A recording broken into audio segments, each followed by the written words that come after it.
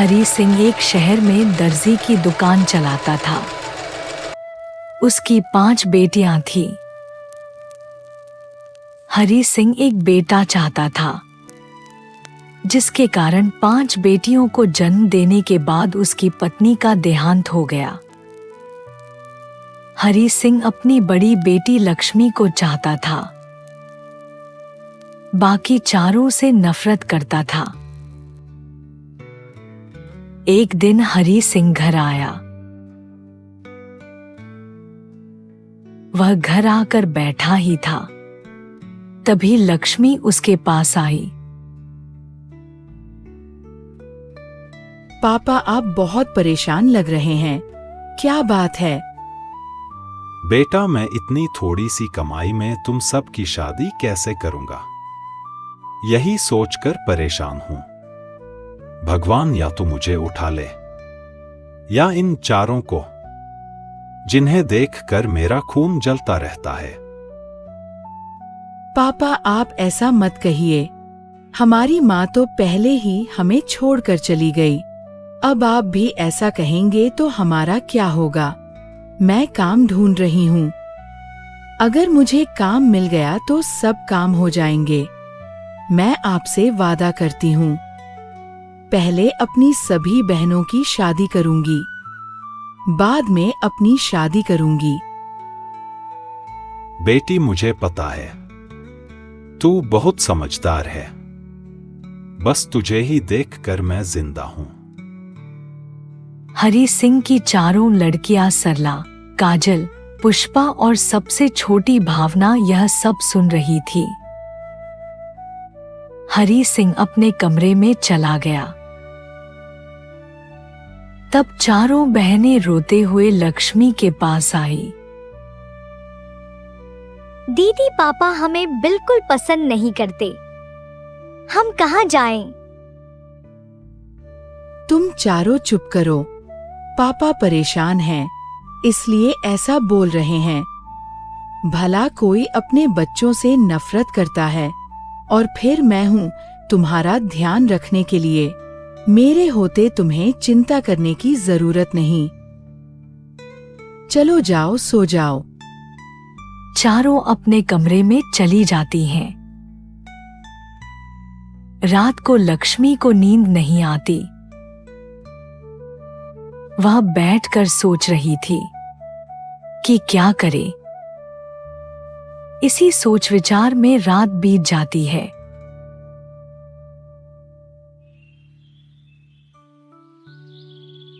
अगले दिन लक्ष्मी अपनी दोनों छोटी बहनों को स्कूल भेजकर काम ढूंढने निकल जाती है।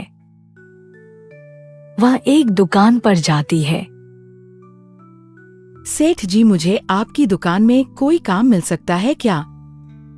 नहीं, हमारी दुकान पर कोई काम नहीं है, आगे जाओ। लक्ष्मी इसी तरह पूरा दिन बाजार में घूमती रहती है और शाम को निराश होकर घर वापस आ जाती है। अगले दिन वह फिर से कई दुकानों पर काम मांगने जाती है, लेकिन उसे काम नहीं मिलता।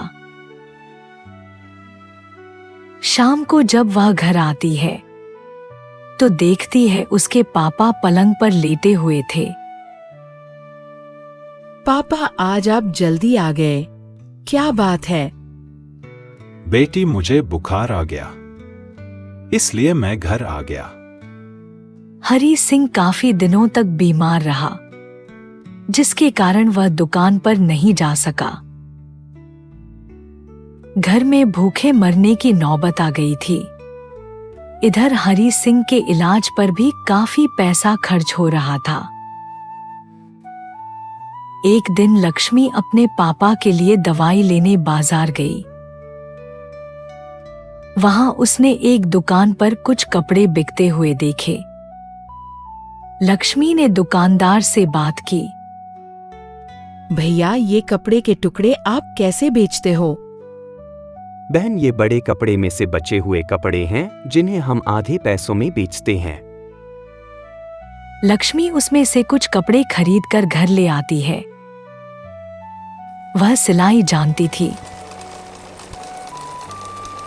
वह उन कपड़ों से बहुत सुंदर लेडीज ड्रेस तैयार कर लेती है। अगले दिन वह हरी सिंह से बात करती है।